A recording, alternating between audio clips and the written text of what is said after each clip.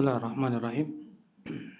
Assalamualaikum warahmatullahi wabarakatuh.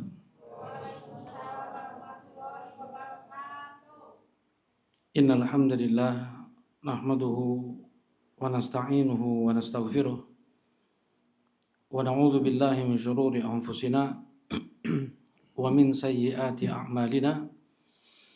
May yahdihillahu fala mudhillalah wa may yudlil fala hadiyalah. Asyhadu an la ilaha illallah wahdahu la syarika lah wa asyhadu anna Muhammadan abduhu wa rasuluh sallallahu alaihi wa ala alihi wa sahbihi wa sallama tasliman katsira amma ba'd. Qala Allah ta'ala fil Qur'anil Karim, ya ayyuhalladzina amanu taqullaha wa qulu qawlan sadida yuslih lakum a'malakum wa yaghfir lakum dhunubakum wa may yuti'illaha wa rasulahu faqad faza fawzan 'azima. Alhamdulillah bifadlillahi wa rahmatihi wa ihsanihi, kita bersyukur dengan memuji Allah Subhanahu wa taala yang kembali Allah mudahkan kita untuk berkumpul, duduk, bermajlis dalam majlis ibadah di rumahnya yang Rasulullah sallallahu alaihi wasallam bersabda, yarhamukallah. Yang Rasulullah sallallahu alaihi wasallam bersabda, majtama'a qaumun fi baitin min buyutillah yatluna kitaballah wa yatadarasuna fima bainahum illa nazalat alaihimus sakinah wa ghasyiyatuhumur rahmah wa haffathumul malaika wa dzakarahumullahu fi man indah. Tidaklah suatu kaum mereka berkumpul di salah satu rumah dari rumah-rumah Allah, mereka membacakan ayat Al-Qur'an, mereka pelajari makna yang terkandung di dalamnya, kecuali Allah akan turunkan untuk mereka sakinah, ketenangan. Allah akan liputi mereka dengan rahmatnya, ampunan dan penjagaan. Allah akan perintahkan para malaikat untuk mengelilingi mereka. Wa dzakarahumullahu fi man indah, dan Allah akan sebut nama-nama mereka persatu di hadapan para malaikat-malaikatnya. Mudah-mudahan amal ibadah kita diterima oleh Allah Subhanahu wa taala dan mudah-mudahan menjadi sebab dipermudahnya langkah kaki kita menuju surga Allah Subhanahu wa taala. Allahumma amin ya rabb. Nah, insyaallah pada kesempatan pagi ini kita akan melanjutkan masih pembahasan hadis ya, tetapi kita perluas sedikit. Masih hadis yang berkenaan dengan amalan yang itu bisa menjadi sebab seseorang masuk surga, bisa menjadi sebab seseorang terhindar dari neraka. Nah, dan amalan terbaik itu kata Rasulullah adalah rukun Islam yang 5. Ya, tidak bisa kita kalahkan dengan kesibukan dunia kita, tidak bisa kita kalahkan dengan siapapun makhluk. Ya, ayah kita, ibu kita, anak istri kita. Tidak bisa kita kalahkan 5 rukun Islam ini dengan kesibukan apapun, ya, dengan amalan-amalan sunnah sekalipun, ibadah. Dia misalnya sibuk sholat tahajud sampai sholat subuhnya ketiduran, misalnya keteteran, apa yang seperti dibenarkan? Tidak. Rukun Islam, 5 amalan terbaik yang bisa menjadi sebab seseorang masuk surga dan bisa terhindar dari neraka. Ya. Nah, dan kita masih di rukun Islam yang pertama. Apa ada Quran Mushaf? Kita masih di rukun Islam yang pertama, yaitu rukun Islam itu apa saja kan? Oh ya, jazakallah. Nah, cukup. Nah, rukun Islam ya kan? Apa saja rukun Islam? Yang pertama, syahadat. 2, salat, zakat, puasa Ramadan, 5, haji. Jazakallah khair. Kalau rukun iman kan yang sebelahnya. Rukun iman, tadi rukun Islam ada 5, rukun iman ada 6 ya. Apa saja itu? Iman kepada Allah, malaikat, masya Allah, jazakallah khair. Rasul, 6. Kitab-kitab Allah, betul. 2 lagi.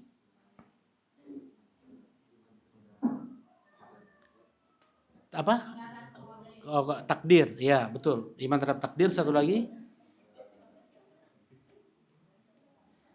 iman kepada hari akhir. Jazakumullah khair, barakallahu fikum.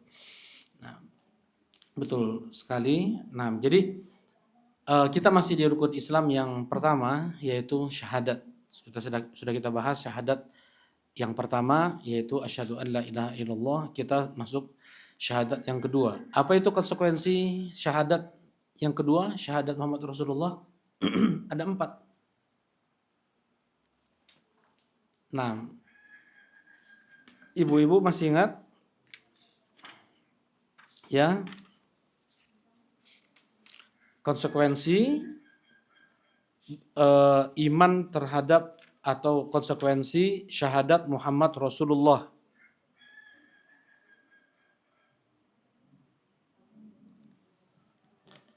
Lupa ya. Nah, yang membenarkan Rasulullah apapun yang dikabarkannya, menaati Rasulullah apapun yang diperintahnya, kemudian menjauhi apapun yang dilarangnya, dan tidak kita beribadah kecuali sesuai dengan tuntunannya. Baik. Masih kita di konsekuensi yang pertama, membenarkan Rasulullah SAW apapun yang dikabarkannya. Nah, kita bahas sebelumnya tentang tanda hari kiamat ya. Tanda hari kiamat kecil sudah selesai, tanda hari kiamat besar baru satu yang kita bahas, yaitu tentang keluarnya Dajjal. Ya, ini semua adalah kabar yang datang dari Nabi Muhammad SAW, wajib untuk kita benarkan. Sebagai konsekuensi kita mengucapkan asyhadu anna Muhammad Rasulullah. Baik. Nah, kemudian tanda hari kiamat yang berikutnya adalah turunnya Nabi Isa alaihi salatu wassalam. Ya, turunnya Nabi Isa alaihi salatu wassalam. Sebelum kita bahas tentang turunnya Nabi Isa alaihi salatu wassalam di akhir zaman membunuh Dajjal, ya, kita bahas tentang siapa itu Nabi Isa alaihi salatu wassalam. Ya. Nabi Isa alaihi salatu wassalam bagi Islam, ya, di dalam Islam, bagi seorang muslim, beliau adalah nabi, beliau adalah utusan Allah, beliau adalah hamba Allah, beliau dianugerahkan kitab Injil oleh Allah. Sebagaimana ucapan beliau sendiri yang Allah nukilkan di surat Maryam, inni abdullah ataniyal kitab wa ja'alani nabiyya. Sesungguhnya aku adalah hamba Allah. Ya, Allah berikan kepadaku kitab. Kitab apa kepada Nabi Isa?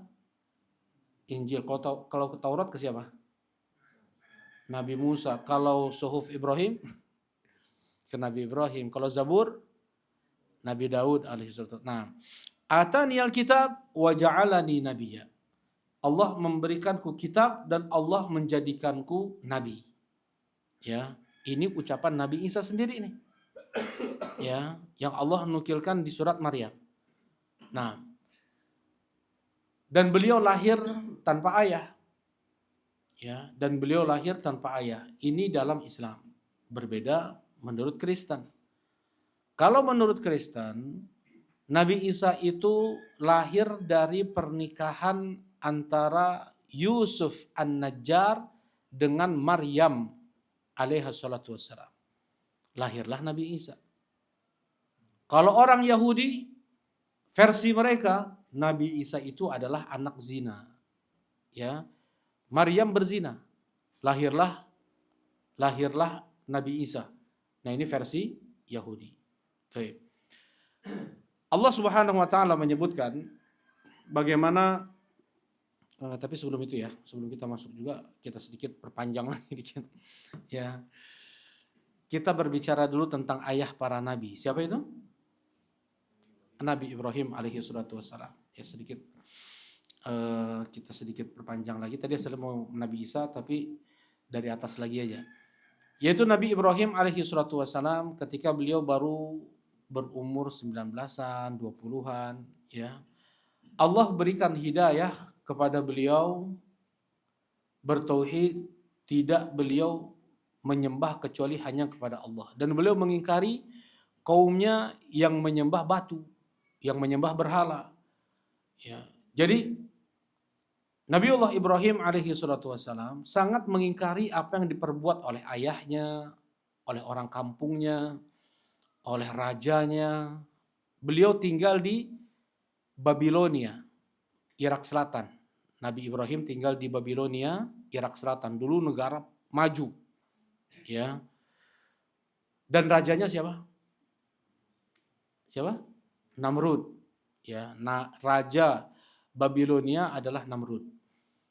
Nabi Ibrahim alaihi salatu wassalam, dakwah beliau tidak didengar oleh sang ayah, oleh orang kampungnya. Diajak sang ayah oleh Nabi Ibrahim untuk masuk Islam. Ya abati, lima ta'budu ma la yasma'u wa la yubsiru wa la yughni 'anka syai'a. Wahai ayahanda, kenapa engkau sembah benda yang tidak bisa dengar, yang tidak bisa lihat, dan tidak bisa memberikan manfaat apapun?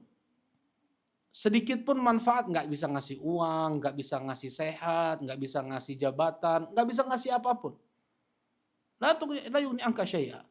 Ya abati, inni qad ja'ani minal ilmi ma lam ya'tika fattabi'ni ahdika siratan sawiyya. Wahai ayahanda, telah sampai kepadaku ya kerjaani gimana tadi? Ya abati, qad ja'ani minal ilm. Ya wahai ayahanda, telah diberikan kepadaku ilmu yang itu belum Allah berikan kepadamu, ikuti aku. Ya abati la ta'budi syaitan. Wahai ayahanda, jangan engkau sembah setan. Inna syaitana kana lirrahmani 'asiya, karena setan itu selalu bermaksiat kepada Allah. Ya abati inni akhafu ay yamassaka 'adzabu minar rahman. Wahai ayahanda, aku khawatir engkau diazab oleh Allah. Fatakuna lisyaitani waliya, sehingga engkau nanti bisa dekat dengan setan. Kau jadi wali setan. Ya. Qala araghibun anta an alihati ya Ibrahim. Kata sang ayah, engkau benci dengan Tuhan-Tuhan kami, wahai Ibrahim. Engkau tidak diam, aku akan lempari engkau, wahai Ibrahim, dengan batu. Ya, kalau tidak diam, tidak berhenti untuk mendakwahkan tauhidmu itu kepadaku, aku akan lempari engkau. Ya, kemudian Ibrahim, sa'astaghfirulaka rabbi innahu kana bi hafiya. Aku akan terus memintakan ampun untukmu, wahai ayah. Ya, sesungguhnya Allah Subhanahu wa taala Maha lembut kepadaku. Baik. Kemudian di saat mereka mau membuat perayaan hari raya mereka ini, diajak Nabi Ibrahim, "Ayo kita ikut hari raya." Kata Nabi Ibrahim, "Inni sakim. Aku sakit." Ya maksudnya bukan sakit demam, bukan, tapi sakit hati beliau melihat kesyirikan. Ada selain Allah disembah. Pedih hati beliau. Misalnya kalau ada ibu kita dicela, dibikin hari mencela ibu kita, sakit nggak kita? Mau nggak kita hadir ke tempat perayaan tersebut? Nggak akan mau. Dan Allah lebih kita cintai daripada ibu kita lagi. Ya, Nabi Muhammad lebih kita cintai daripada ibu kita lagi. Ya sini, nggak boleh kita ikut hari perayaan agama-agama selain Islam, karena mereka membesarkan sesembahan mereka yang semua itu adalah musuh Allah Subhanahu wa taala. Semua yang disembah selain Allah itu adalah musuh Allah Subhanahu wa taala. Ini sakim, aku sakit. Sakit hatiku melihat kalian. Tapi enggak dibilang sakit hatiku melihat perayaan. Enggak, ini sakim. Jadi kayak Nabi Ibrahim seperti bohong. Seakan-akan memang sakit demam, tapi sakit hati beliau melihat apa? Kesyirikan tersebut. Ini yang dikatakan satu dusta Nabi Ibrahim. Semuanya karena Allah. Beliau tidak pede untuk minta syafaat di hadapan Allah agar dipercepat pengadilan, karena beliau sudah berdusta 3 kali dusta selama beliau hidup. Ya, 3 dusta. Yang pertama ini, kata Rasulullah, semua dusta Nabi Ibrahim itu untuk Allah, bukan untuk pribadi beliau. Kemudian, ketika mereka semua pergi ke acara tersebut, Nabi Ibrahim pergi ke kuil mereka, ke tempat peribadatan mereka. Dihancurkan semua berhala-berhala yang ada di tempat tersebut, kecuali yang paling besarnya. Nabi Ibrahim umur 20 tahunan umurnya. Pemuda, semangat, bertauhid. Hanya satu orang bertauhid muslim di bumi pada saat itu. Ya, kemudian ketika pulang selesai perayaan mereka datang ke kuil, hancur semuanya. Siapa yang buat seperti ini? Ya, padahal Nabi Ibrahim sudah mengatakan sebelumnya kepada mereka, walaqad atayna Ibrahim rusydahu min qablu wa kunna bi alimin idz qala li abihi wa qaumihi ma hadhihi tamatilu allati antum laha akifun. Nabi Ibrahim berkata kepada ayahnya, kepada kaumnya, apa ini berhala-berhala yang kalian semedi di depannya? Bersemedi kalian di depannya, berdiam diri, ya. Kemudian bersemedi kalian di depan berhala-berhala tersebut. Qalu wajadna aba'ana laha abidin. Jawaban mereka, ini ngesti karuhun. Bapak nenek moyang kami sudah melakukan ini sejak dulu, beribadah seperti ini wahai Ibrahim. Ya. Qalu wajadna aba'ana laha abidin. Nah, kemudian Nabi Ibrahim berkata,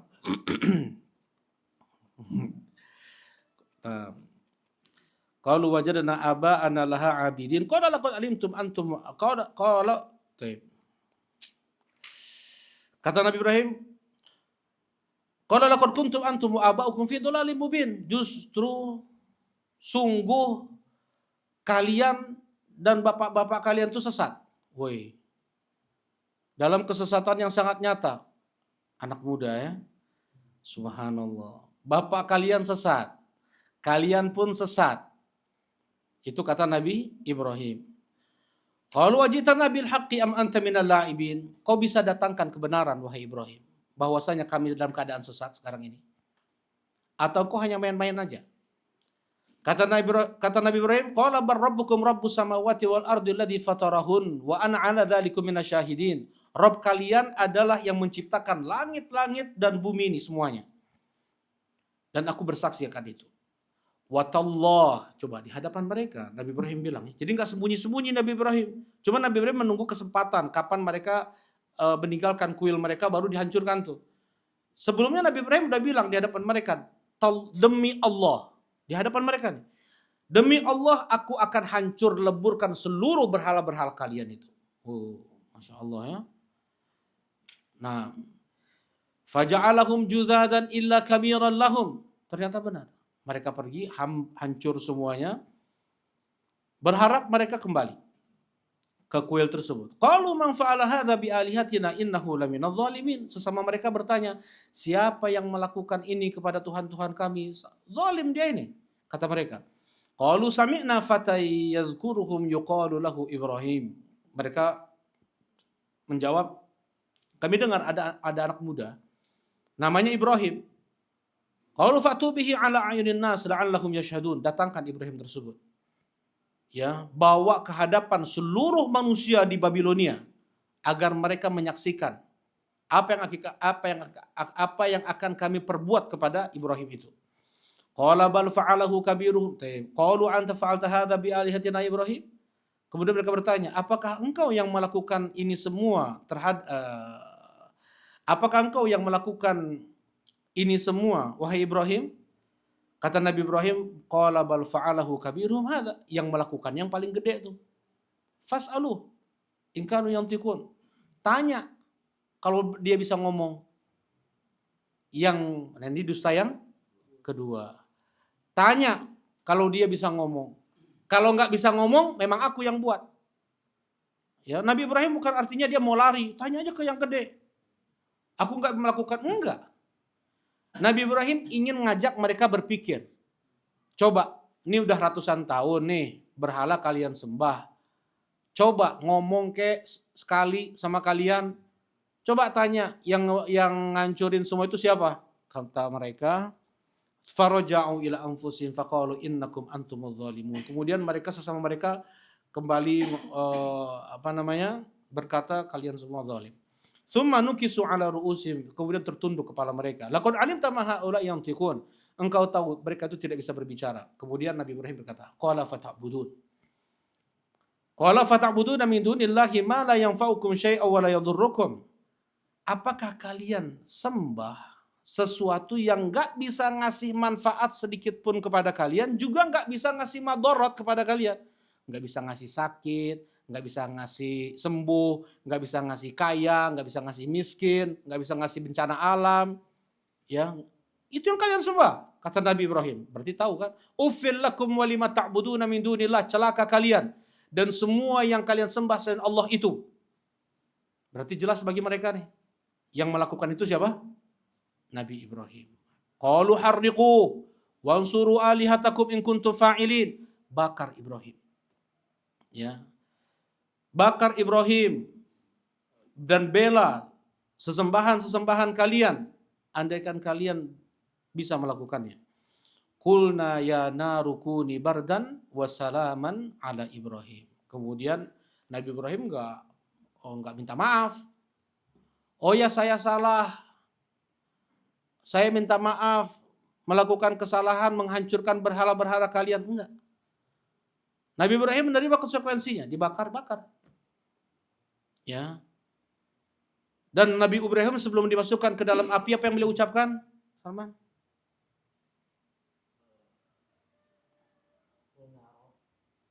Itu mah Allah yang bilang. Enggak, Nabi Ibrahim sebelum dimasukkan ke dalam api, apa yang beliau katakan, Bang Felis, penting nih. Ini sama yang dikatakan oleh Nabi Muhammad SAW ketika dihadapkan dengan ancaman yang sangat berat. Selesai perang Uhud, luka-luka wajah Nabi, berlumuran darah wajah Nabi, ya. Kemudian di sana ada pasukan yang bersiap untuk mengepung kalian, mau menghabisi kalian seluruhnya. Ucapan Nabi Muhammad pada saat itu sama dengan ucapan Nabi Ibrahim. Apa?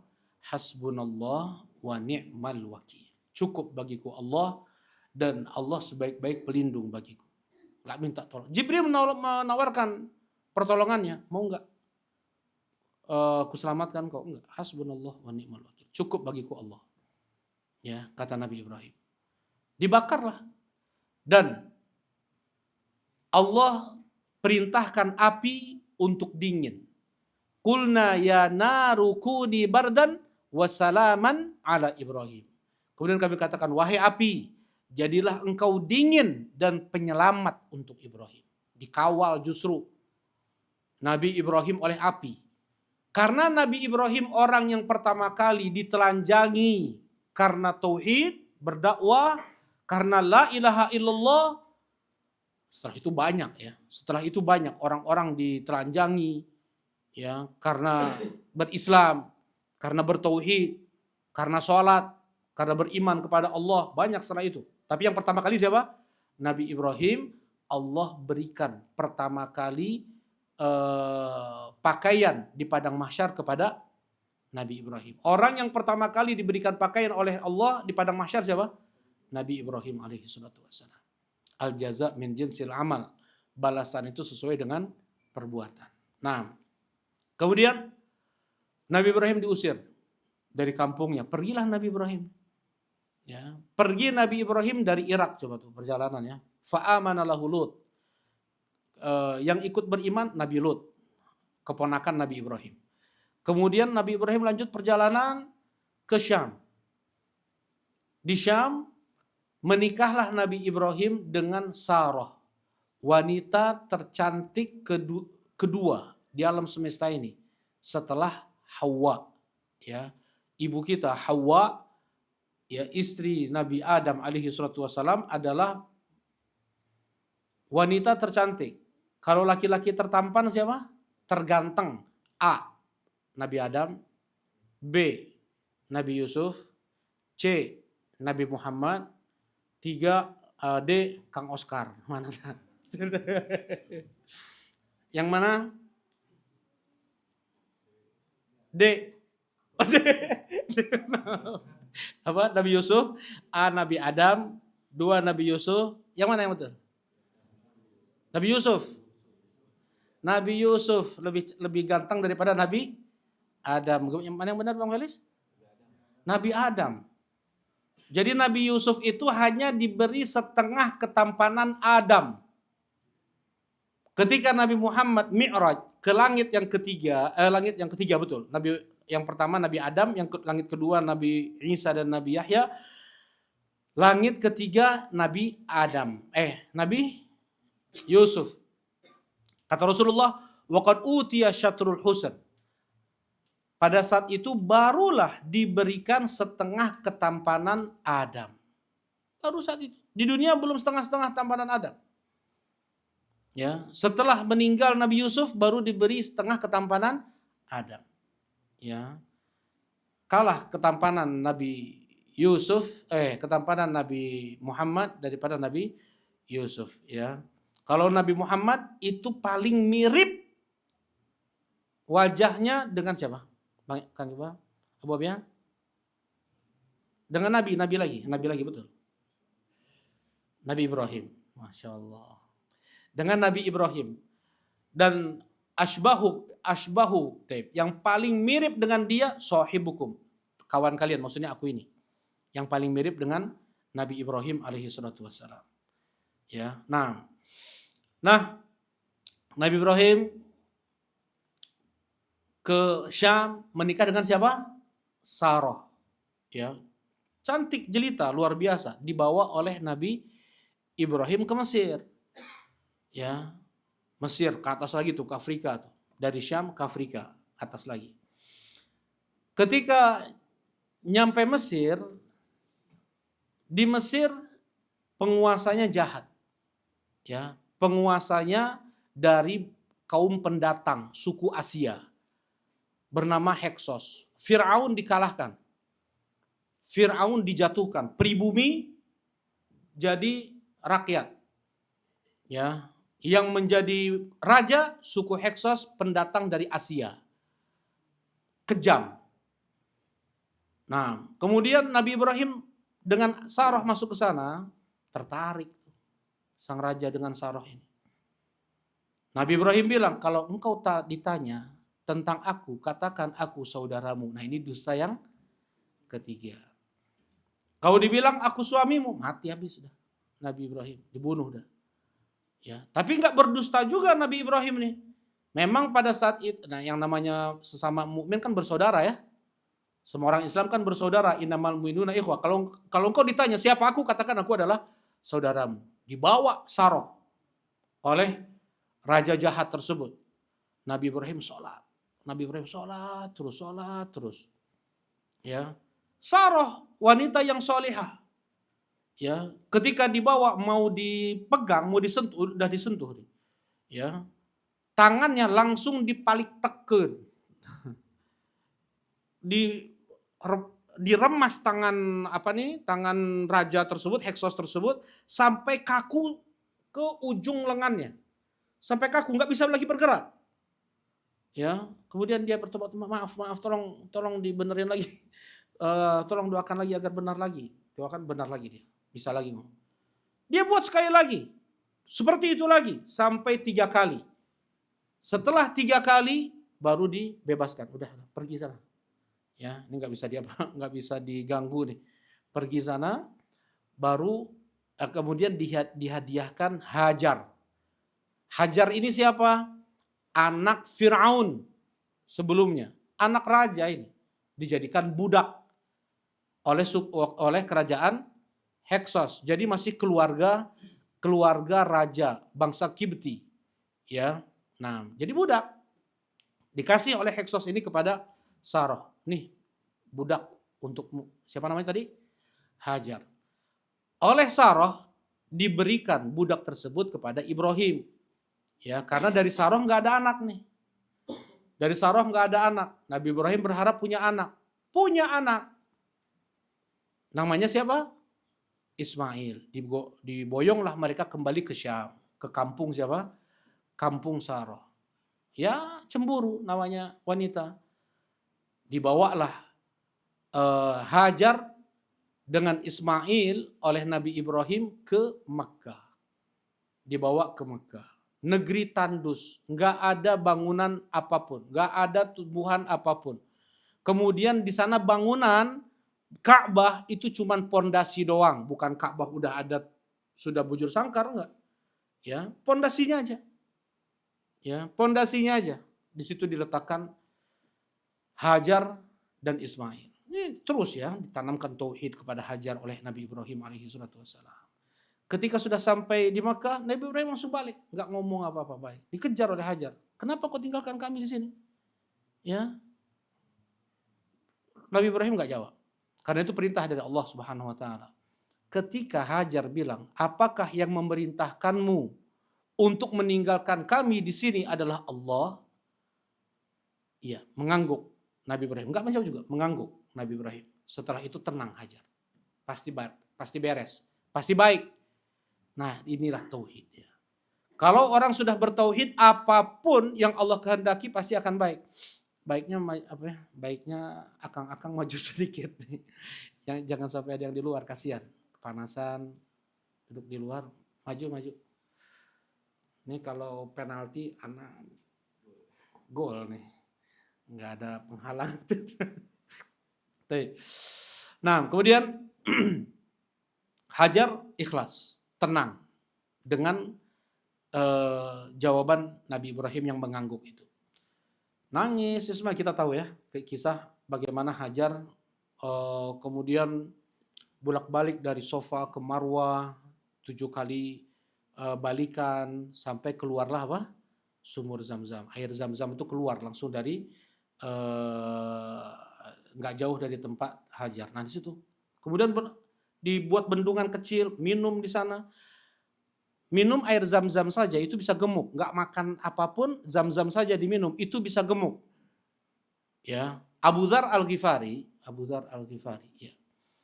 Sebelum masuk Islam, mempelajari dulu Nabi Muhammad SAW ini yang ngaku Nabi ini apa saja yang disampaikannya didengar, dilihat sholatnya.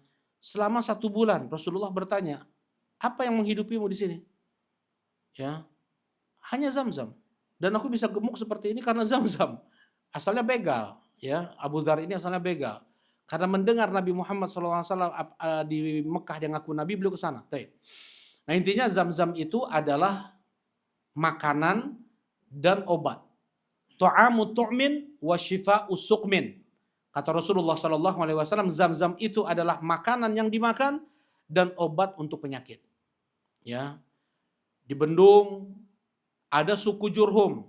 Suku Jurhum suku asli orang Yaman, ya, dari Kohton. Mereka mencari tempat juga untuk keluarga mereka.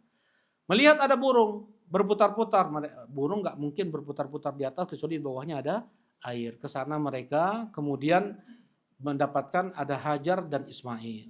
Ya, mereka minta izin, boleh nggak kami tinggal di sini? Boleh nggak kami tinggal di Mekah ini? Kata Hajar, boleh, tapi ini air milik saya. Ya, silahkan kalian tinggal di sini, tapi ini air milik saya. Jadi mereka mata pencahariannya berburu ya, berburu ke sana. Nah, kemudian tumbuh kembanglah Nabi Ismail ini bersama orang Arab asli. Berarti Nabi Ismail orang Arab bukan nih? Ibunya orang Mesir, ayahnya orang Irak. Ya, kayak gitu kan? Berarti bukan orang Arab nih Nabi Ismail nih. Tuh. Kemudian nikah dengan orang Arab asli, suku Jurhum.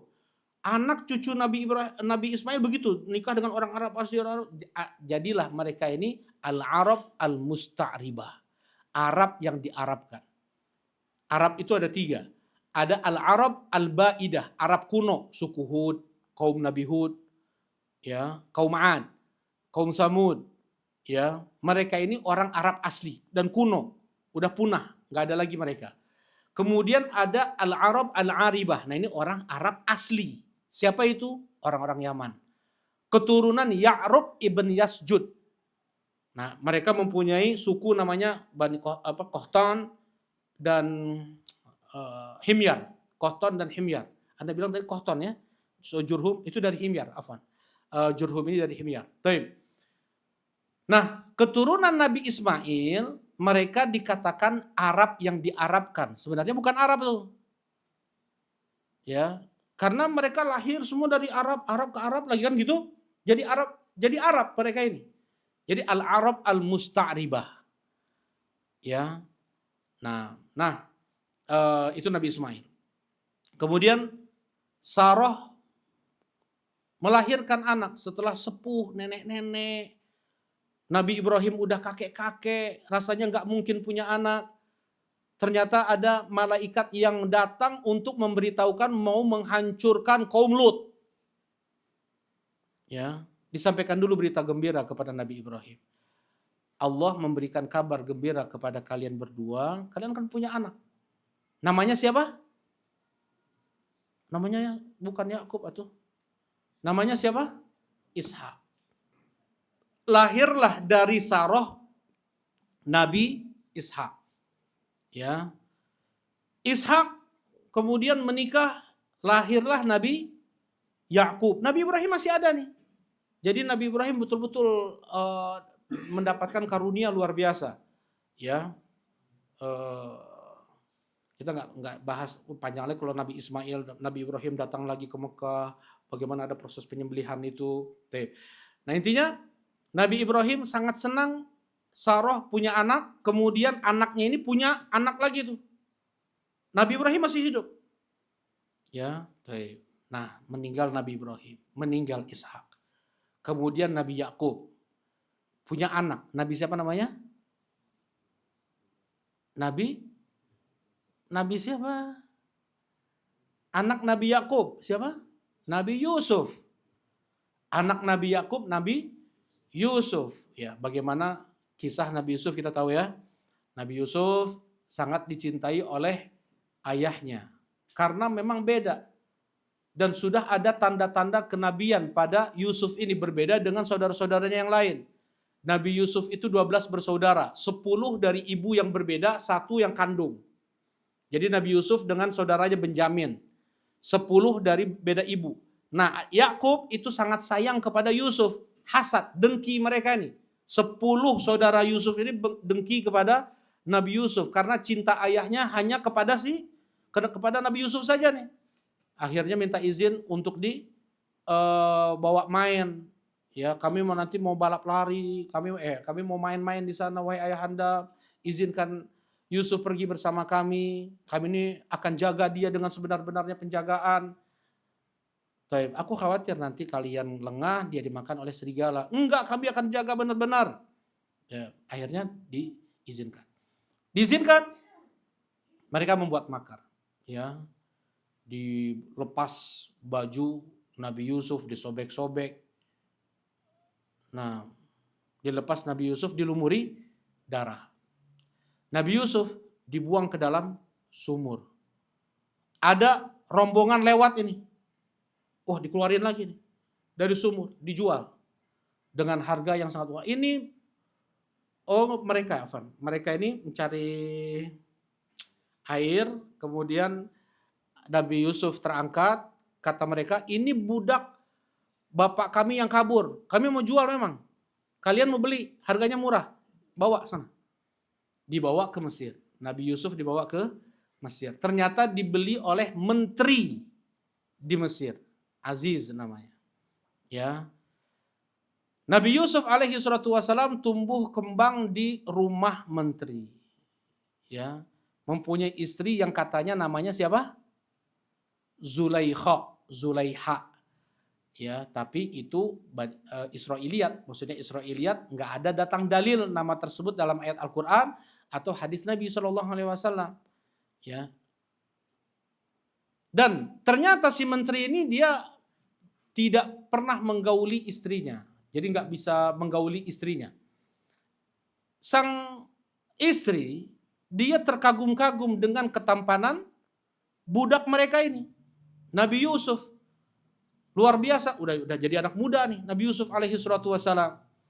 Kata Allah Subhanahu wa taala, "Walaqad hammat bihi wa hamma biha." Wanita tersebut, istri Aziz, sangat bernafsu kepada Nabi Yusuf. Nabi Yusuf pun juga ada hasrat. Laki-laki, pemuda, manusia. Para nabi mereka punya nafsu. Mereka menikah. Ya. Tapi memang Allah jaga mereka ini. Karena ikhlas ibadah yang mereka lakukan setiap harinya. Allah jaga Nabi Yusuf innahu min ibadinal mukhlasin, dia termasuk dari hamba kami yang kami beri keikhlasan, sehingga Nabi Yusuf bisa menundukkan hawa nafsunya. Jadi ketika seseorang sudah bisa ikhlas dalam ibadah, latihannya gimana? Untuk bisa ikhlas dalam ibadah, pertama kita berdoa ya. Karena keikhlasan itu anugerah dari Allah. Bukan karena dia pintar konsentrasi penuh, bisa dia ikhlas dan enggak jamin. Ya. Tetapi dia beranugerah, ikhlas itu adalah anugerah. Kata Allah Subhanahu wa taala, innahu min ibadinal mukhlas, bukan mukhlis. Mukhlas yang diberikan keikhlasan, bukan mukhlis dia yang ikhlas, enggak. Allah berikan dia keikhlasan. Ya. Allah pilih dia. Yang pertama doa. Yang kedua, coba di waktu sendirian. Jadi jangan kita ini ingin selalu ada teman terus, dengan keluarga kadang, dengan saudara, dengan anak, dengan istri, kadang teman. Enggak, terkadang kita harus ada juga waktu sendirian. Ya. Waktu sendirian tersebut manfaatkan untuk beribadah kepada Allah di saat istri kita nggak tahu, anak kita nggak tahu, teman kita nggak tahu. Orang munafik nggak akan buat kayak gitu. Yang bisa berbuat seperti itu terus continue hanya mukhlis. Hanya orang yang Allah berikan keikhlasan kepada dia. Di saat orang nggak tahu dia baca Quran. Di saat orang nggak tahu dia sholat. Di saat orang nggak tahu dia zikir. Dia istighfar. Dia menangis. Dia tadabbur Quran. Nah ini latihan kita untuk bisa ikhlas. Ya, seperti itu Nabi Yusuf alaihi salatu wassalam. Berhasil Nabi Yusuf mengalahkan hawa nafsunya.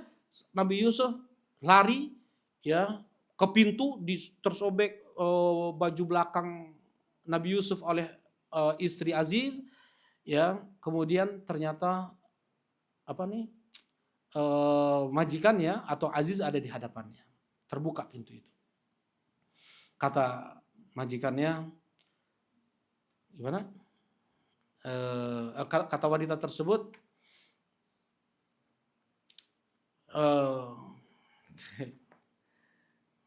langsung lupa. Nah,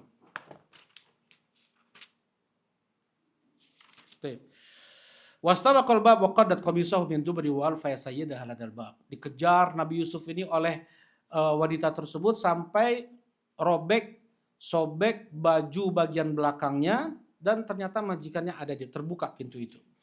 Qalat ma jazaa'u man arada bi ahlika su illa ayusjana wa adabun alim. Kata wanita ini, kira-kira apa ini balasan untuk orang yang mau berbuat jahat kepada istrimu ini? Baiknya dia di penjara atau dia dicambuk, disiksa dengan siksa yang sangat pedih. Ya, kata Nabi Yusuf, ya wadatnya nafsi. Dia menggodaku. Ya, kemudian ada saksi di sana. Coba. In kana qamisuhu qudda min qubul fasadaqat wa huwa minal kadhibin. Coba lihat sekarang. Kalau baju Yusuf itu sobeknya di depan, maka benarlah apa yang dikatakan wanita itu. Kalau memang mau diperkosa nih oleh Nabi Yusuf, kan wanita ini dia melawan, mau mencabik-cabik, ternyata sobek baju bagian depan, kan begitu. Wa in kana qamisuhu qudda min dubur, kalau seandainya baju Yusuf itu justru sobeknya itu di belakang, fakadzabat wa huwa minas shadiqin. Maka wanita itu yang berdusta, yang jujur Nabi Yusuf. Falamma ra'a qamisahu qudda min dubur, ketika lihat ternyata bajunya sobek dari belakang, kata Aziz ini, innahu min kaidikuna, ini tipu daya engkau wahai istriku. Ini makar engkau. Ya, inna kaidakunna azim. Yusufu arid an hadza. Menjauh dari ini wahai Yusuf. Wastaghfiri li dzambik. Beristighfarlah engkau wahai istriku. Innaki kunti minal khati'in. Engkau itu salah, kata sang suami. Nah, sampai berita ini ke kota. Masa ibu majikan tertarik sama budak, ya kan gitu. Nah, kemudian ketika mendengar itu kita tes nih. Ibu-ibu tersebut diundang. Ya, arsalat ilaihina. Ayo datang ke sini, makan bareng nih di rumah. Wa atadat lahunna muttaka'a. Kemudian dibuat muttaka'a itu tempat-tempat yang bersandar-sandar. Ya, tempat yang duduknya sambil duduk kayak gitu, sambil tiduran kayak gitu. Nah, wa tatkula wahidatin minhunna sikina, dikasih pisau satu-satu. Wa qalat ikhruj alaihin. Kemudian wanita ini nyuruh Nabi Yusuf coba keluar ke ibu-ibu itu.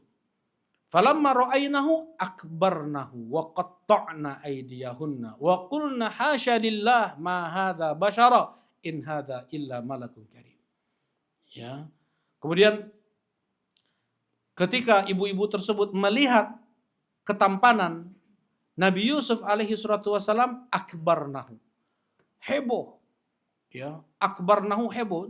Hilang semuanya itu. Jadi kita kalau kita bilang Allahu akbar, ya, Allah lebih besar dari apapun kesedihan yang kita rasakan. Dari apapun kesenangan yang kita rasakan. Bahagia, apapun dunia, Allahu akbar. Kecewa, sedih, takut, Allahu akbar. Langsung tenang tuh. Ya, ini ibu-ibu itu melihat Nabi Yusuf, mungkin ada yang nggak ada uang belanja waktu itu ya. Mungkin ada sedang masalah sama anaknya, sedang nggak ada SPP untuk sekolah anaknya mungkin. Melihat Nabi Yusuf, hilang itu semua. Hilang itu semua hanya melihat ketampanan Nabi Yusuf. Itu makna akbar. Jelas ya? Nah begitu juga ketika kita mengucapkan Allahu Akbar, udah gak ingat lagi tuh motor. Gak ingat lagi pekerjaan. Gak ingat lagi keluarga. Allahu Akbar. Ya, Nah kemudian mereka potong-potong tangan mereka sendiri. Saking khusyuknya melihat Nabi Yusuf alaihi salatu wassalam. Ya, akhirnya beliau dipenjara, kemudian diuji dengan dua orang yang dipenjara juga bersama Nabi Yusuf. Nabi Yusuf bilang, ingatkan Tuhan kalian, bukan aku yang bersalah. Lupa mereka berdua nih. Ternyata kemudian raja bermimpi, yang menafsirkan mimpi tersebut Nabi Yusuf alaihi salatu wassalam. Kemudian Nabi Yusuf diangkat menjadi menteri perbendaharaan bumi, ya, yang ngatur panen. Akhirnya Nabi Yusuf bisa mengatur panennya, akan panen banyak. Nanti kemudian akan ada 7 tahun semuanya kemarau. Jadi kalian makan sedikit-sedikit.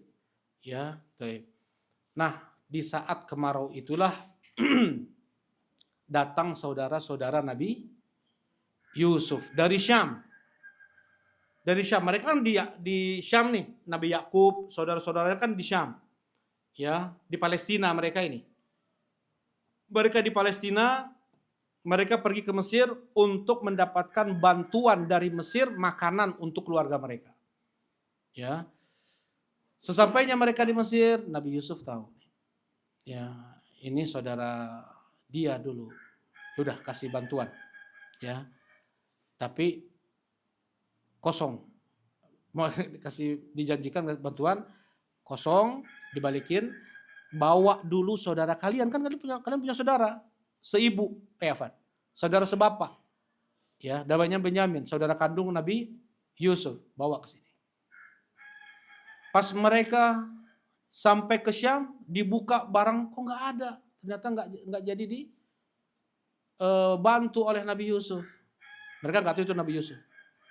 Akhirnya mereka merayu lagi Yakub, izinkan saudara kami untuk ikut kami, ya, untuk kami bisa berbagi nanti. Karena Nabi Yusuf gak mau, kalian berapa jumlahnya? 10 orang. Masih ada gak saudara kalian yang lain? Masih ada 1 lagi. Kalau semuanya datang biar adil. Nah kayak gitu Nabi Yusuf bikinnya. Kemudian setelah semuanya sampai ke Syam, apa kata Nabi Yakub? Wasiatnya, la tadkhulu min babi wahid. Kalian jangan masuk dari satu pintu barengan. Wadkhulu min abwabi mutafarriqah. Kalian masuklah ke pintu-pintu yang banyak. Kenapa? Karena saudara Nabi Yusuf ketampanannya di atas rata-rata semuanya. Ya, bukan hanya Nabi Yusuf yang ganteng itu. Semua saudara Nabi Yusuf gitu juga. Kalau ada satu yang kena ain itu apa? Mata jahat manusia. Jadi karena saking terpukau nih, saking gantengnya nih, dia nggak bilang Allahu Akbar, atau dia nggak bilang La ilaha illallah, atau dia nggak bilang Masya Allah. Kan pernah lihat ada mobil tulisan di belakangnya Masya Allah? Pernah lihat ya? Nah itu dalam syariat kita, kalau kita melihat sesuatu yang menakjubkan, entah anak kita kah, keponakan kita kah, anak orang lain atau siapa, ini pinter banget dia anak, kita ucapkan apa? Masya Allah, kita kembalikan kepada Allah. Kalau tidak kita ucapkan itu, maka mata kita bisa menjahati anak itu. Bisa bikin anak itu pingsan, bisa bikin anak itu sakit, demam, hilang hafalannya, semua bisa. Itu namanya ain. Ya, itu namanya ain. Kata Rasulullah SAW, la ruqyata illa min ainin au humah.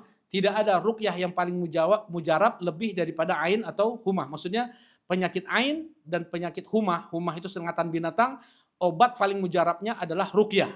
Dibacakan Al-Fatihah, Al-Falaq, An-Nas, Al-Ikhlas, ayat kursi, 2 ayat terakhir surat Al-Baqarah, atau seluruh Al-Quran boleh dibaca. Nah, jadi biar gak kena ain nih, disuruh semua anak Nabi Yakub masuknya dari pintu yang bermacam. Jangan dari satu pintu aja. Kalau ada yang orang punya ain, jadi semua anaknya kena. Jadi kalau seandainya satu aja yang kena, yang lain masih selamat. Kayak gitu Nabi Yakub siasatnya ya. Nah, masuklah mereka ke Nabi Yusuf. Kemudian boleh ini dikasih bantuan semuanya. Oh ya, hilang nih cangkir raja. Ada di antara kalian yang mencuri. Kata, ini udah jalan. Mana mungkin kami datang minta bantuan. Mana mungkin kami ini buat kerusakan. Kami bukan pencuri. Ya, coba. Bagaimana kalau memang benar ada di antara kalian mencuri? Siapa yang cangkir raja itu ada di barangnya, tangkap aja dia. Ya udah. Dimulai dari mereka dulu nih, nggak ada, kosong. Pas di terakhir tempat Benyamin, nah nih cangkirnya nih, kalian bohong, katanya. Langsung mereka tambah pucat nih. Mereka sudah berjanji-janji kepada sang ayah untuk akan jaga, lindungi saudaranya. Ternyata saudaranya diperkirakan mencuri. Sampai mereka bilang, insaraqat faqad saraqa akhun lahum min qabl. Kalau dia mencuri, sungguh sudah mencuri saudara yang sebelumnya. Mencela Nabi Yusuf. Padahal Nabi Yusuf ada di sana. Nah, kalau dia jelek, saudaranya udah jelek juga. Padahal enggak ya. Nah, kemudian ditangkaplah ya, mereka disuruh pulang ya. Kemudian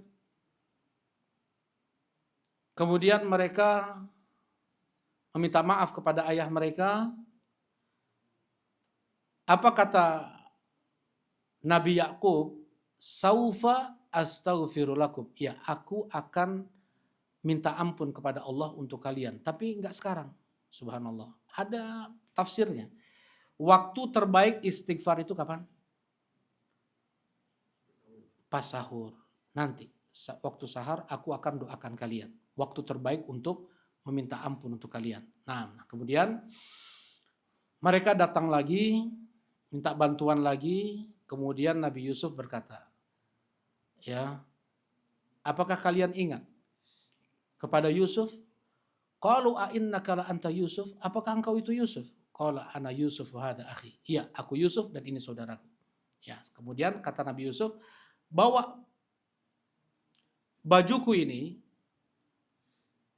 letakkan di wajah ayahku. Nanti dia akan kembali bisa melihat. Karena buta. Nabi Yakub buta karena sering menangis. Mengingat Nabi Yusuf. Wabyaddat ainahu minal husni fahuwa kadhib. Memutih mata Nabi Yusuf karena saking sedih. Sedihnya Nabi Yusuf. Lagi Nabi Yakub. Nah, kemudian di antara berkah baju Nabi. Bukan hanya Nabi Muhammad saja. Nabi Yusuf nih. Berkah baju Nabi Yusuf ketika diletakkan di wajah Nabi Yakub. Langsung bisa melihat lagi, ya. Kemudian Nabi Yusuf bilang, bawa semua, ayah, ibu, dan semua anak istri kalian bawa ke Mesir. Nabi Yusuf sudah jadi menteri di sana. Mereka hidup dengan penuh kebaikan di Mesir, ya. Berjalan waktu, suku pribumi kembali mengalahkan suku pendatang. Heksos. Suku pribumi tadi apa? Kibti, Egypt, Akbat, bangsa Egypt, bangsa Kibti. Naik lagi lah Fir'aun. Ya. Karena Bani Israel ini pro kepada Heksos sebelumnya, maka Bani Israel diperbudak oleh Fir'aun. Dijadikan budak, kerja, dipukul, dicambuk, gak dikasih makan, dibunuh, semua kayak gitu. Mendapatkan kekejaman siapa? Fir'aun. Beratus tahun.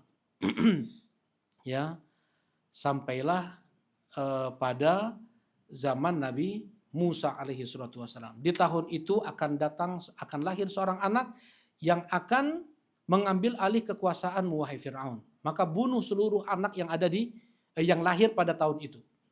Ya, dibunuhin anak-anak Bani Israel, anak laki-laki, anak perempuan dibiarin hidup. Nah, kita tahu bagaimana kisah Nabi Musa alaihi salatu wasalam yang dimasukkan ke dalam kotak. Kan nggak ada kotak dulu itu yang dari plastik, kemudian ditaruh di laut aman dari goncangan air gitu ya, nggak merembes, dia nggak tenggelam, Allah yang jaga. Sampai ke aliran di mana istana istana siapa? Firaun. Diminta oleh istrinya, bagaimana kalau ini kita rawat. Coba, Nabi Musa yang akan menghancurkan kerajaan Firaun, yang pada saat itu Firaun membunuh semua anak-anak Bani Israel, justru Nabi Musa hidup di istana Firaun, diasuh oleh Firaun. Ya, nah bagi Allah bisa membolak-balikan hati manusia. Baik. Nah, singkat cerita, panjang sekali ya.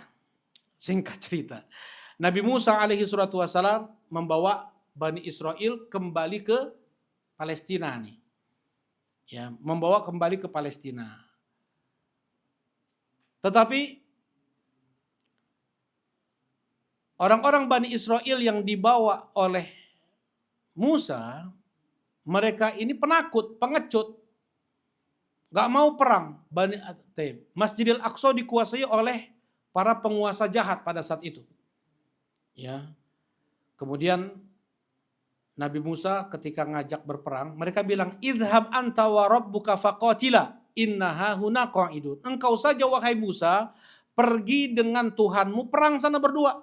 Kami mau duduk di sini. Kurang ajar nggak itu namanya? Ya, dibuat seperti itu. Sampai mereka tersesat selama berapa tahun? 40 tahun. Karena ucapan mereka seperti itu. Kita tersesat sejam aja udah agak stres ya. Ini gimana 40 tahun meninggal Nabi Harun di sana.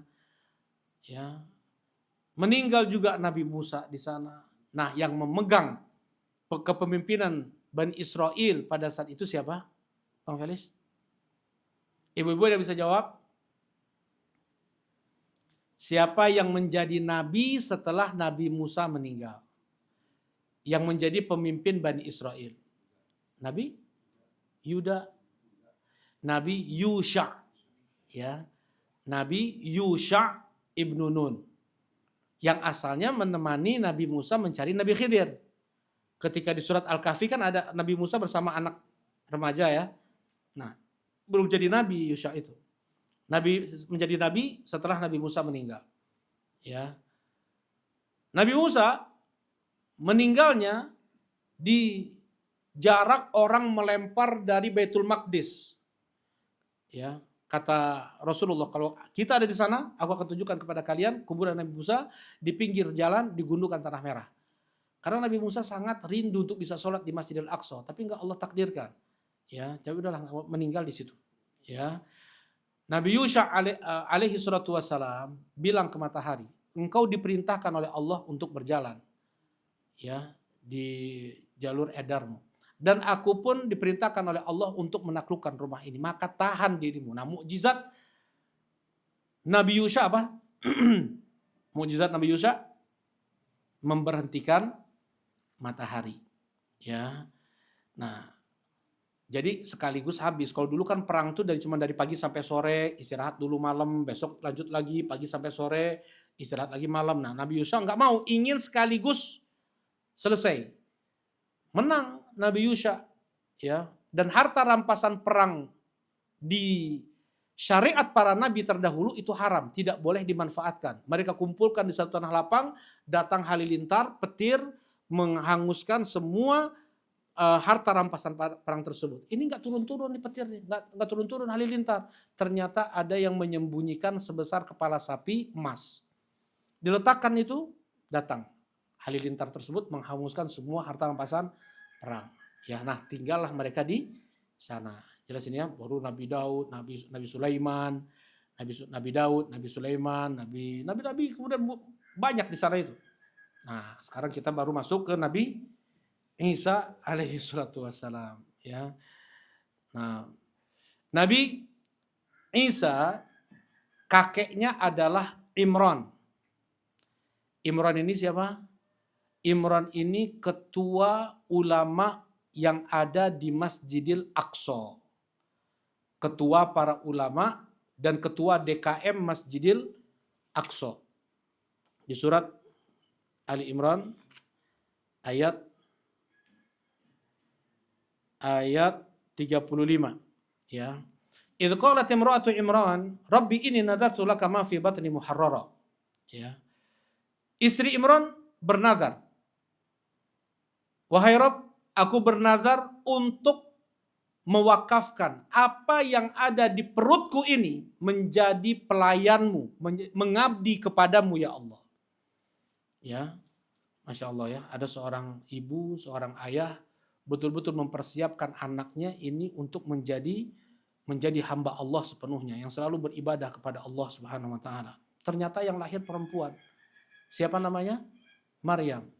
Ya, namanya Maryam. Perempuan enggak luas gerakannya, ya. Jadinya istri Imran mengatakan, "Rabbi inni wada'tuha unsa." Wahai Rabb, aku lahirkan wanita, perempuan, ini bukan laki-laki. Baik. Wa inni samaituha Maryam. Aku namakan dia dengan Maryam. Apa arti Maryam? Wah, dapat hadiah tuh. Nah, berarti ibu mencatat tuh ya. Wanita yang taat, wanita yang terus beribadah kepada Allah Subhanahu wa taala. Inni u'idzuha wa dzurriyyataha minasyaitonir rajim. Ya Allah, aku meminta perlindungan kepadamu untuknya dan seluruh keturunannya. Nabi Isa enggak lahir pas lahir. Enggak lahir. Nabi Isa enggak nangis pas lahir. Kenapa? Karena dilindungi oleh Allah dari syaitan. Karena bayi nangis itu karena diganggu oleh setan, ditusuk oleh setan di bagian sisi tubuhnya, nangis bayi-bayi itu. Baik. Nah, orang-orang berebut, ya para ulama yang ada pada saat itu berebut untuk mengasuh Maryam. Karena Imran banyak berjasa kepada mereka. Mereka ingin membalas budi kepada Imran. Akhirnya mereka mengundi siapa yang berhak untuk mengasuh Maryam. Keluar nama siapa? Nabi Zakaria alaihi salatu wassalam. Dan Nabi Zakaria pun ada kekerabatan dengan Maryam. Istri Nabi Zakaria adalah bibi Maryam. Ibunya Maryam sama istri Nabi Zakaria itu adik kakak. Ya. Nah, Nabi Zakaria mengasuh Maryam, mendidik Maryam, kemudian ngasih makan untuk Maryam. Di Masjidil Aqsa dibuat ruangan khusus untuk Maryam beribadah di sana. Setiap masuk ke sana ada makanan-makanan yang tidak ada di negeri tersebut. Yang buah-buahannya tidak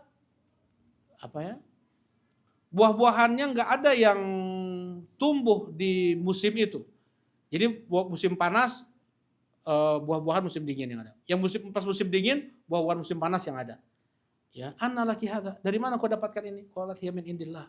Itu datang dari Allah Subhanahu wa taala, kata Maryam. Nah, pada saat itulah langsung Nabi Zakaria berdoa minta anak. Nabi Zakaria sebelumnya nggak minta anak, udah tahu beliau nggak bisa punya anak, istrinya pun mandul, udah nggak akan bisa punya anak. Nggak berdoa Nabi Zakaria sampai melihat kejadian Maryam alaihi salatu wassalam, Allah berikan rizki, nggak ada yang mengantarkan makanan tersebut ke sana. Tiba-tiba ada saja. Ya, Allah Subhanahu wa taala Maha Kuasa. Kemudian Zakaria berdoa, ya. Kaf ha ya ain sad, dzikru rahmati rabbika 'abdahu Zakaria idz nada rabbahu nidaan khafiyya. Qala rabbi inni wahana al-'azmu minni washta'ala ar-ra'su syaiba wa lam akum bidu'aika rabbi syaqiyya. Wahai Rabb, tulangku sudah rapuh. Rambutku semuanya sudah beruban dan aku tidak pernah putus asa untuk berdoa kepada meminta anak. Ya, kemudian Allah kasih anak namanya Yahya. Lahirlah Yahya dari Nabi Zakaria ini. Ya, nggak berbicara 3 hari 3 malam, hanya isyarat aja, nggak bisa bicara Nabi Zakaria pada saat itu. Baik. Kemudian ya, kemudian Allah Subhanahu wa taala menyebutkan di surat Maryam, ya, Allah Subhanahu wa taala menyebutkan di surat Maryam bagaimana Maryam ingin lebih fokus lagi beribadah. Agak menjauh ke sebelah timur Masjidil Aqsa, di sana beliau bikin gubuk atau bikin tempat menyendiri untuk beribadah kepada Allah Subhanahu wa taala.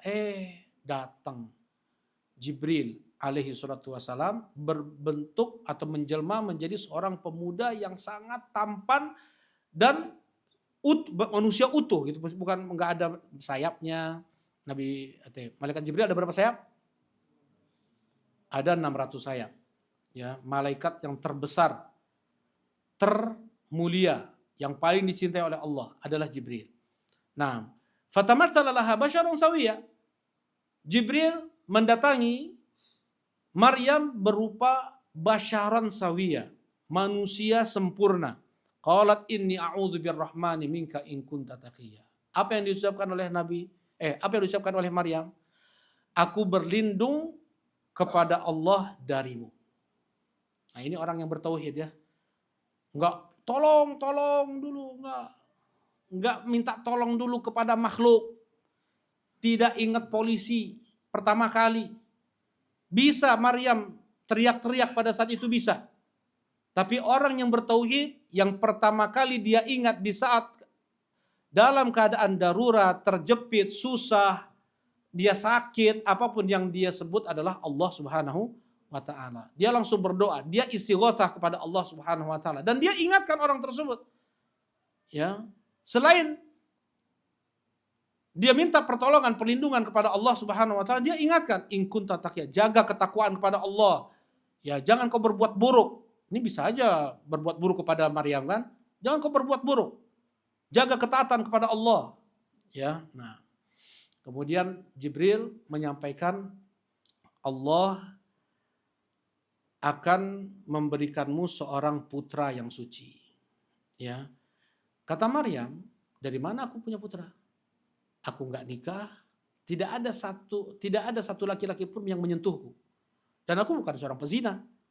Nah, qala kadzaliki qala rabbuki huwa alayya hayyin, kata Jibril, demikianlah apa yang dikatakan oleh Rabbmu dan itu mudah bagi Allah Subhanahu wa taala dan akan dijadikan mukjizat, ya, tanda-tanda kebesaran Allah bagi manusia. Fahamalathu, kemudian mengandunglah Maryam, ya.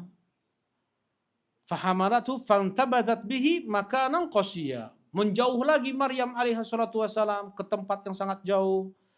Ya, di saat sudah mau melahirkan, ya, faja'ahal makhadu ila jid'in nakhlah qalat ya laitani mitu qabla hadha. Sakit, terasa sakit mau melahirkan, sedih, ya. Karena apa kata orang?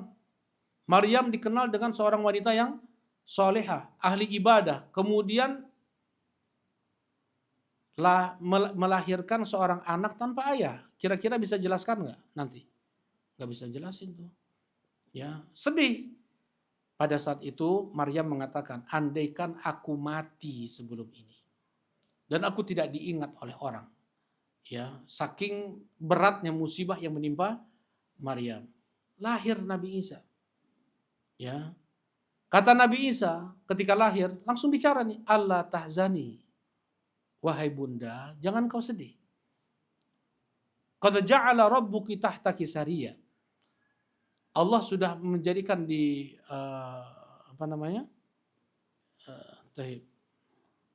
ada air di bawahmu itu. Pokoknya jangan sedih. Dibesarkan hati Maryam oleh Isa ibnu Maryam. Nah, wa huzzi ilaiki bijid'in nakhlah tusaqitu 'alaiki rutaban jadiyya.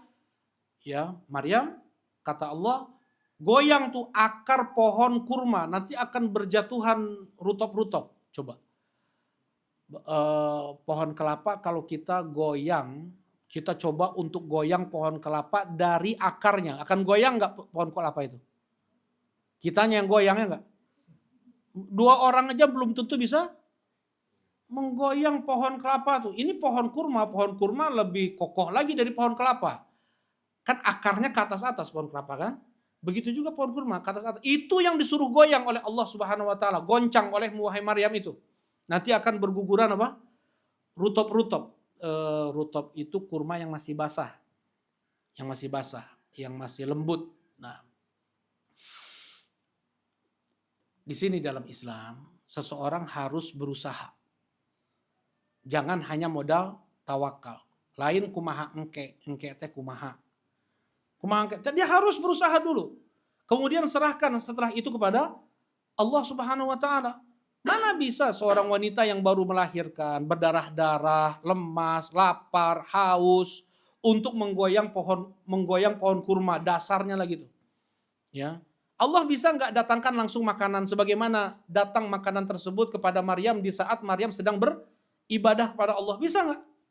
Bisa. Kenapa pada saat itu Allah mengirim makanan kepada Maryam tanpa ada kesulitan di saat sedang lapang, di saat sedang beribadah, di saat sedang susah Allah marah suruh Maryam untuk berusaha sedikit, kan gitu? Ya. Ada rahasia Allah di sana. Ya, jangan hanya modal tawakal, harus ada usaha walaupun itu sedikit. Ya.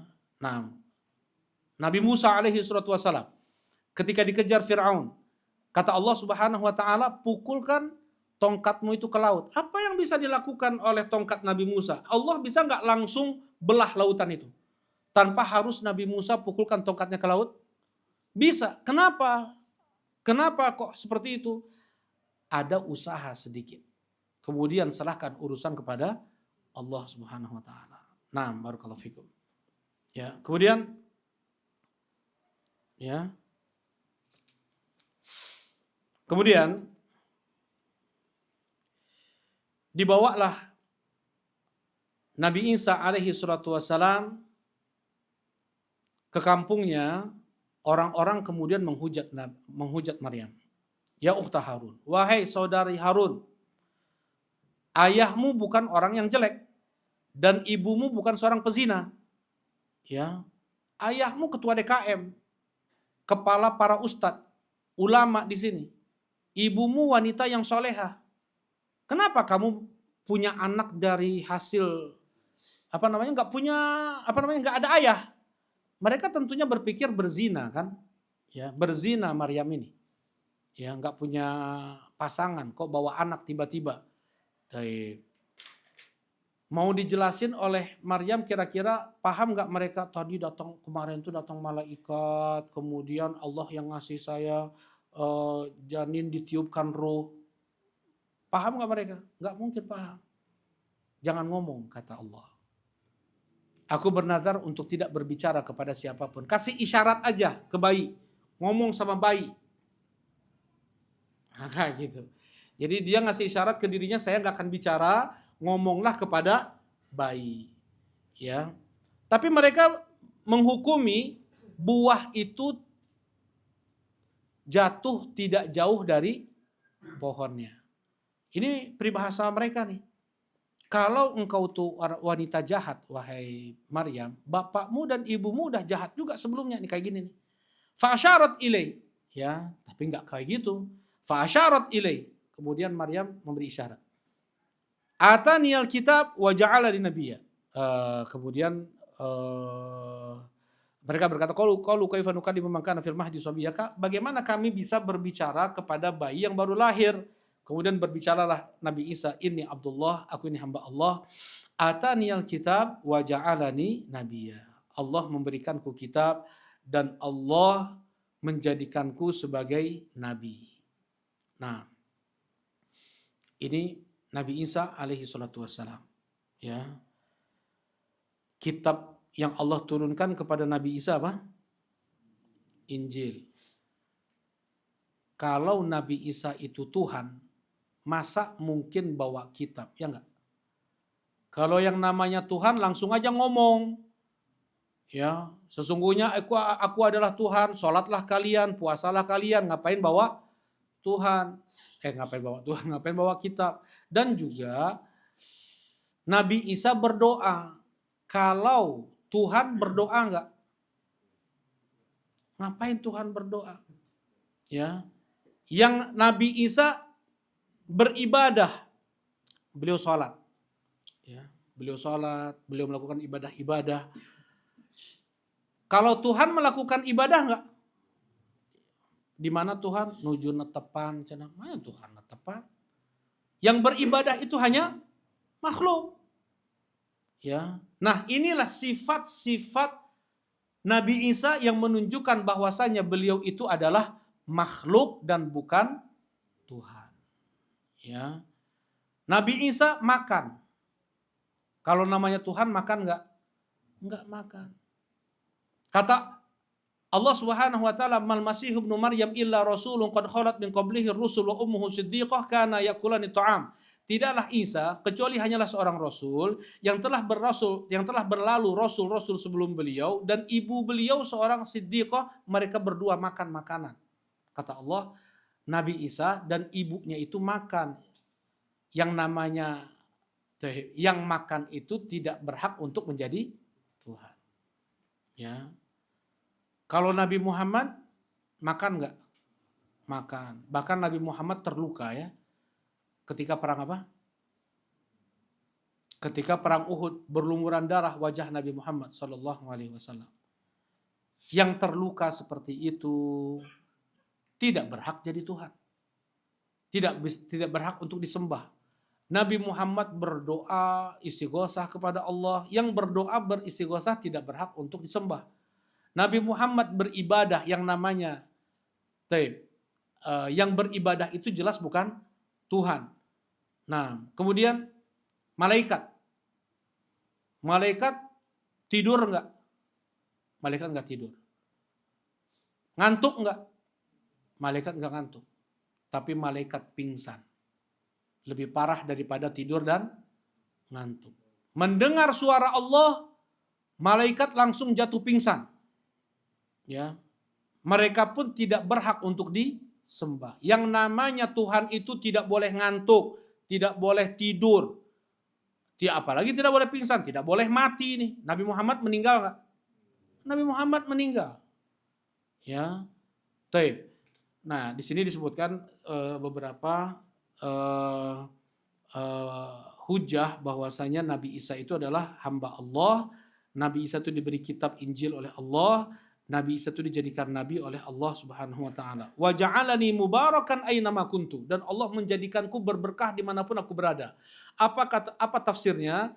Nabi Isa itu selalu beramar ma'ruf wa nahyu 'anil munkar. Nabi Isa selalu menyampaikan ilmu agama, itu berkah.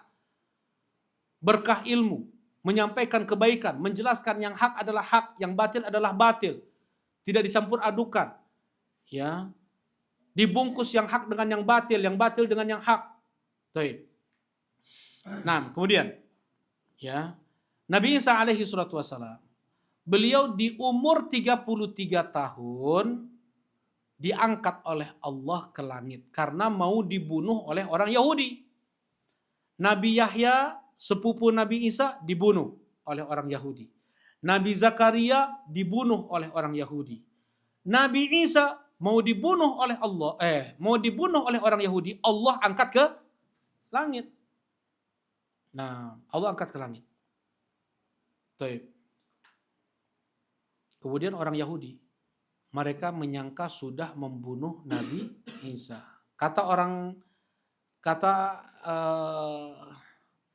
Sebagian ya, yang disalib itu adalah murid setia Nabi Isa.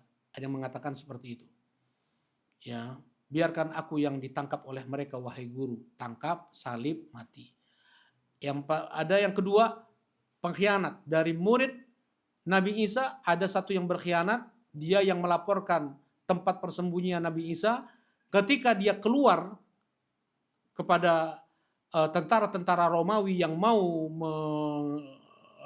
mengambil Nabi Isa, orang ini diubah wajahnya oleh Allah mirip dengan Nabi Isa. Mereka dibunuh. Dan mereka tidak yakin juga bahwasanya mereka sudah membunuh Nabi Isa. Mereka sudah menyalib Nabi Isa. Tetapi mereka dengan bangganya berkoar-koar, qatalna Isa bin Maryam Rasulullah. Orang Yahudi ini. Kami sudah membunuh Isa bin Maryam yang dia itu adalah utusan Allah. Nah, sekarang Nabi Isa alaihi suratu wassalam berada di langit keberapa tadi? Ada yang masih ingat akang-akang di langit keberapa? Dapat hadiah nih. Salah ibu. Di langit ketiga Nabi Yusuf. Ya, di langit kedua. Di langit pertama Nabi Adam. Di langit kedua Nabi Yahya dengan Nabi Isa. Di langit ketiga Nabi Yusuf. Nah, kemudian ya. Kemudian Rasulullah sallallahu alaihi wasallam berkata, wallahi la yanzilanna Isa bin Maryam hakaman wa adla.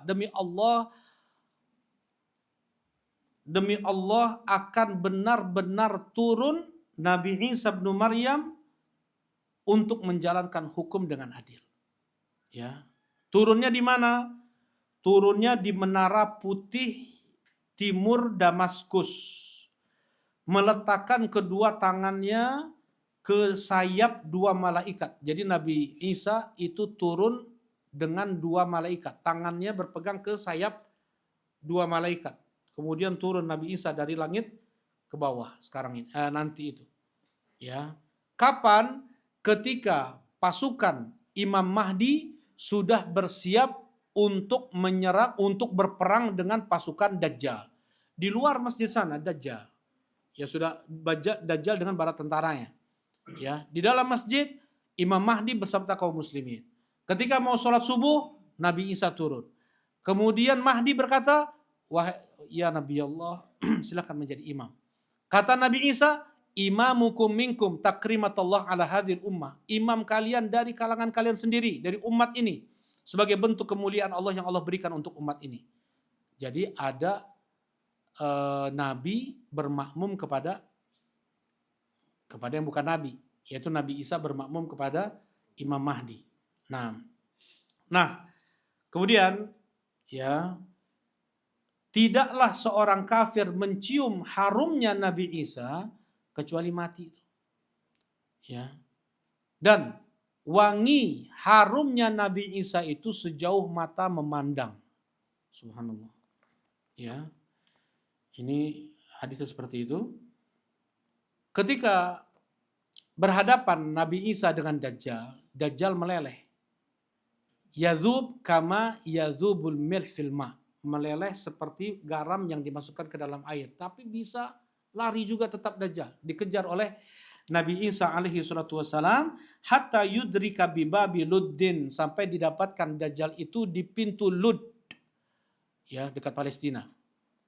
Nah, kemudian dilemparkanlah tombak Nabi Isa ke Dajjal. Matilah Dajjal di tangan Nabi Isa alaihi salatu wassalam. Kemudian Nabi Isa menghancurkan salib-salib yang ada. Ya, Nabi Isa tidak menerima lagi jizyah. Ada salib-salib di gereja-gereja, semuanya dihancurkan semua oleh Nabi Isa. Untuk mengingkari apa yang mereka perbuat. Kemudian Nabi Isa, beliau haji, beliau umrah, hidup setelah itu 7 tahun. Meninggallah Nabi Isa di usia 40 tahun. Dikuburkan di dekat kuburan Nabi Muhammad sallallahu alaihi wasallam. Ya, nanti untuk tanda hari kiamat yang berikutnya adalah Ya'juj wa Ma'juj. Sebenarnya masih ada kaitannya dengan Nabi Isa ini. Nah, tafadhol, mungkin ada yang mau ditanyakan? Karena enggak ada, atau ada yang mau ditanyakan? Enggak ada yang ditanyakan, kita selesai ini. Nah, kita cukupkan kajian kita di waktu duha ini. Subhanakallahumma rabbana wa bihamdika asyhadu an la ilaha illa anta astaghfiruka wa atubu ilaik. Assalamualaikum warahmatullahi wabarakatuh.